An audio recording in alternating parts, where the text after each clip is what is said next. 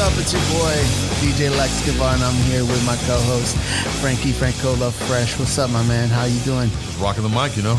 And today we have a special guest. We have Andrew Perez with Breakfast Little. How you doing, baby? What up, what up? How's everything, man? Good. Living life. And you just got off of work? Just now. That's good. Thank you for coming out and joining us. Thanks for having me. We know you're a busy dude. I was promised tequila. You were, and that's what we're going to do. That's how we get people here. Exactly. So what we should do is we should start the show with a shot of tequila. Yes, and we're going to be doing another tequila. I think this is the third tequila we've tested. Okay, so right now we're going to have a shot of Leyenda del Milagro tequila. Mm-hmm. So basically it's this Milagro tequila. Oh, and you got reposado. We got a good deal on this one too. Okay, so this tequila, it's in a orangish bottle. It's a beautiful bottle. 100% agave, which is always good. You don't want that 49% tequila, 51% rum stuff. And it's a product of Mexico. And where is it made? Tequila Milagroso, somewhere in Mexico. Jalisco. Yeah, and you can find out more about them at www.milagrotequila.com. So reposado is usually the high end, right? Like, what is it? Silver anejo? No, I think it's silver reposado and then anejo. And then anejo, yeah. Okay, so we're going to try to stay away from the blancos, right? Yeah, blancos and that. They're not really good for I didn't know sipping that. directly. So there's three levels. There's the silver, which is the low. That's good for making like margaritas and stuff. Mixed, I didn't know that. Mixing drinks. Then there's reposado, which is a better version. It's aged longer, basically. Mm-hmm. And then there's the anejo, which is aged even longer. And sometimes the barrels have to do with it as well, like what flavors are, what they, they'll burn the barrels and they'll do different stuff to give it that kind of. For sure. So let's crack the sucker open. And I know everybody needs a drink today. It's been a rough day for everybody. Oh yeah, man, lots of stress coming into Thursday. Dude, I had to pay $191 ticket today. That's terrible, bro. And that got me. How much was it? $191. What is it, jaywalking?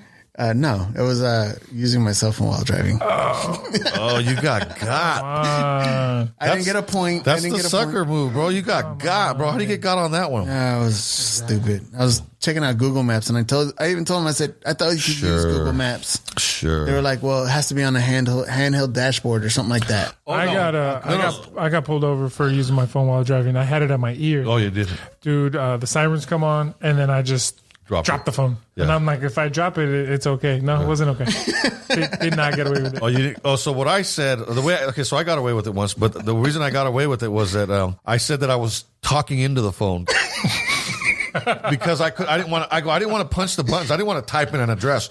So I had to grab it to speak into it for a split second, and I put it down. And he let me go. Well, he didn't let me go. I didn't have tags, so he got me for that one. So what I'm that was like you really are Mexican. And there probably wasn't insurance. I'm almost positive. I expected. I didn't have tags, expired license. It was a DUI, but he let me go with the phone. Oh man, you're lucky. All right, why don't you pour this bad boy into the? You know that whenever I go and get insurance for my car, which is once in a while because I have to do it to get my license or whatever, registration, I always do not feel very Mexican after I'm done, after I get insurance. I'm like, I feel like a sellout. Every time I go get car insurance, and I pay for it, trust me guys, I feel like a damn sellout. No, you're not a sellout. You're not a sellout. You're an example. Oh, yeah, a citizen. Come on. Hold on. Let me pour these. Doing it right. Here. I like that. Doing it right. I like that. And okay, here comes the tequila. We haven't even taken shots. We're already cracking up over here. I'm big on these sellout stuff, and when they say these things like he talks white, he's not Mexican enough. I'm big on that. I'm like, what is that supposed to mean? What does that mean? And that's good that you call him out. I'm big on that. I do. What's that mean? Yeah. But anyways, for you guys out there, you guys can't see. He is wearing a Hella coffee cup? It's a red Hella coffee cup, and honestly, I think he's a little bit of a DL Trump supporter because it's a red hat with white writing, but it says Hella coffee. Hella coffee. So I think he's a little bit of a DL Trump supporter. We'll see though. No, I love my Mexican people. Is that right? Is that about right? This hasn't even started. We're already they're hardworking people. Some of them. All right, here goes. That's good.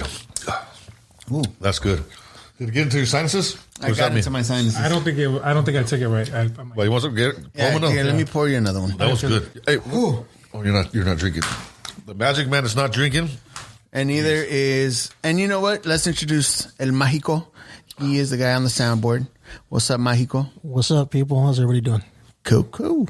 And we have the black Peruvian Marco B. What's up, baby? What's up? How you guys doing? Anyone? How you doing? I'm doing all right. How you doing? Good. Are you going to talk on the mic this time? Yep. Nodding your head. You got to nod your head, bro. You got to say it. It's recording. Just talk on the mic. You don't have headphones? All right. Hey, Marco, though, he did drive all the way. I mean, he comes all the way from San Jose. Yep. And he hasn't missed a single podcast. And so you don't hear much of him, but he's been to every single one, and he's definitely an integral part of the whole show. He is. Very much. Since I got here, I felt the energy. All right. Yeah, no, he has really good He energy. sucks in all the negative vibes. He doesn't stop staring at me. That's what I'm talking about. That's what I'm talking about. We love him. All right. So, Andrew. Yep. Welcome. Thanks for having me. And wanted to let you know I've been to your spot many times. That's good. It's good because I never seen you there. And I feel like you could be lying. And I love the place. So I stop by a lot, and you're not there. Debatable. Dude, you need to go to work. That's all I got to say. 'Cause I drive by that place daily, dude. So I was trying to pull this off for a little while. The people were like, "Hey, we came to Breakfast Little. Where you're not over there?" And I'm like, I was at Piccolo's. I'm at the other one. Oh, right. I'm trying to make sure things are running smooth. And then at Piccolo's, hey, you're not over here anymore. Where you at? And I'm like, I'm at had to be at Breakfast Little. It's the new one. I got to make sure that it's up and coming, and I'm doing it right. Right. So the reason we're talking about these cafes is because you own 2 cafes, right? Yes. Right. So let's talk about that. What are the names of those spots so people get an idea of what we're talking about? So one of them is called Piccolo Pete's Cafe. That's the first one. I've had that 4.5 years. Congratulations. Thank you. Just opened up the second one. Breakfast Little, 22nd admission. And they have hella coffee. So you're growing. Hella coffee. Hella coffee. That's the name of his hat, by the way. That should be the next Hella coffee place. Yeah. Really? It's actually, it's going to be the name of the coffee company that I'm starting up. Make coffee great again? So you're starting a coffee shop. Yeah. Okay, coffee so company, not a coffee shop. I have already. no, that's what I meant. You're right. My apologies. I meant you're going to start your own coffee. Is it going to be coffee roasting or are you going to importing? I won't be importing directly. I'll be working with smaller local roasters. And so it's a way to kind of get to sell more local coffee. So to focus on like smaller brands. You see what I'm saying? Yeah, and kind of collaborate with them. That's dope. That's so Bay Area too, right? All grassroots and everybody supporting each other out here in the community. That's dope. That's dope. Got to be done. Gotta be done. Gotta be done. It's the way it should be done, right? Yeah. Keep everything. Support everybody, or keep your community growing, man. Keep it. You know what I mean? Spread the money around. Keep it local. Spread it around here, and there's no other way to go. But why do we got to be giving our money to somewhere else, right? Or No, I'm with it. I'm with it. Yeah. So Andrew, Support your local what artists. made you open up your first coffee shop? Like what got you like, oh, you know what? Today, I want to open up a coffee shop. How'd you do it? I think one word, naivete. Just not knowing what I was doing. I mean, you know how I can be sometimes. I just had it in my head. I had some good ideas. The opportunity came. I didn't think twice. I just rolled with it. What do you mean by naivete? What do you is it the just the business aspect, or did you have a passion for coffee, or what was it? I love coffee, of course, but You were young, right? How old were you when you opened up the first business? 28. Yeah, it's young, brother. Congratulations on that too, man. Thank you. Yeah, that's I appreciate that. Latinos winning. That's all I gotta say. Yeah. So it was. I had some ideas. The opportunity came, but even with that, I was actually looking at spots. And in your mind, you don't really think like this is gonna happen. Oh, I'm gonna do this. And it's more like sometimes I'll just go with the motions and let it happen. So with this, I was looking around and I wasn't working for a couple of years. I didn't have experience in coffee. Didn't really know what I was doing at all, but I'm the type that I'll do it and learn as I go. And even to this day, I will tell anybody that asks me, I never know what I'm doing. Right. Still don't know what I'm doing. You're still learning. Always learning. Always learning. You just got to go. That's the entrepreneurial spirit. That's very Bruce Lee. That's very Master Lee philosophy it's right there. 100% true. No, it's true. It's true. No, absolutely.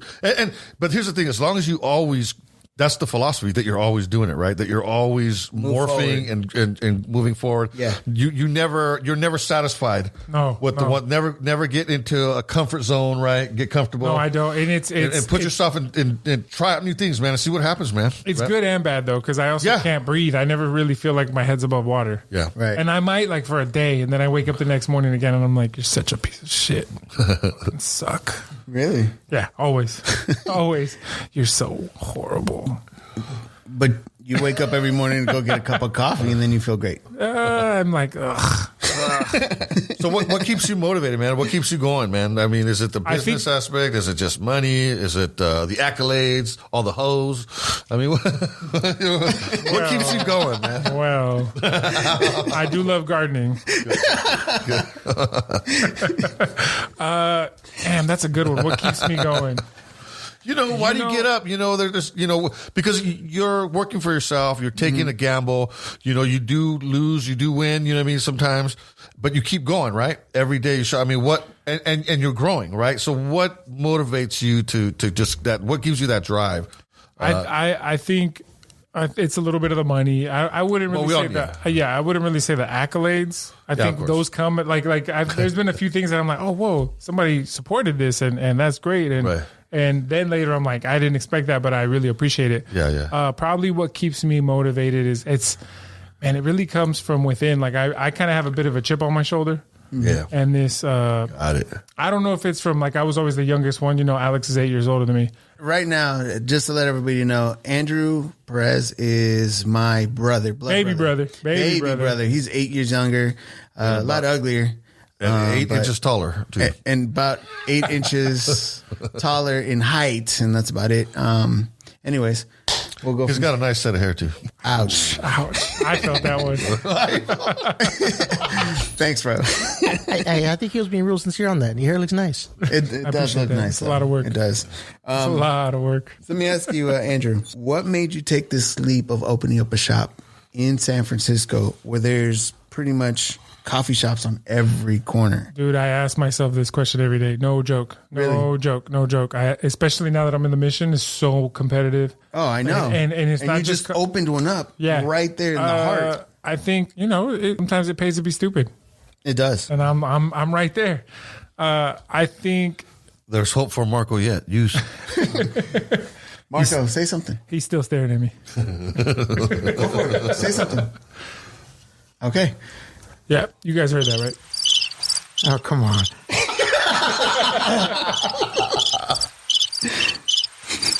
All right, I think for me, I didn't really have any opportunities. Like, this was it. I don't have options. There's nothing else going on for me. At 28? At 28. At least that's how I saw it. Did you go to school? Did you do anything? Didn't go to school. What were you doing before this? Couldn't really. What were you doing before this? I didn't work for 2 years. Okay. Before that, I was working at a strip club. Nice. Stripping? I wasn't getting paid to. That's actually why I got fired. It wasn't the Non-Peel Cafe, was it? No, that's the after hours one. Nobody's supposed to know about that one. Ooh. Hey, oh, God. No, that's the only gay one in the city. Like I said, nobody's supposed to know about that one. How do you know? So even now to this day, I feel like I don't have anything to fall back on. I have to. It's sink or swim for me. So if I don't work, if I don't do this, then I sink. Yeah, people don't.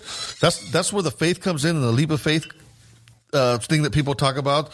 When you don't, it's like being thrown in the water, right, into a river, and say, "Hey, learn to swim." Right, as a kid, never happened to me, but it happened to me. Yeah, did it? I cried like a bitch. Oh, did you? Yeah. Did you learn how to swim? I got thrown. No, so this is. How did you survive? I got pulled out, and I went to the edge, and then I got pulled out. I learned to swim on my own. Yeah, me too. Later on, after I went to I was at the YMCA and I took classes and I learned by myself. I taught myself and ride a bike too. I got put on a bike. Yeah. I cried. I couldn't handle it. They threw me out there. I smacked into stuff. I learned later on by myself. Dude, even he smacked into this metal sign at the park, and it wasn't that hard. Super hard. I was like, no. So this By the way, he's 15 when it happened. So this is your second chance at making up for that, right? By throwing yourself in there. There's been a lot of in between. There's probably something to that.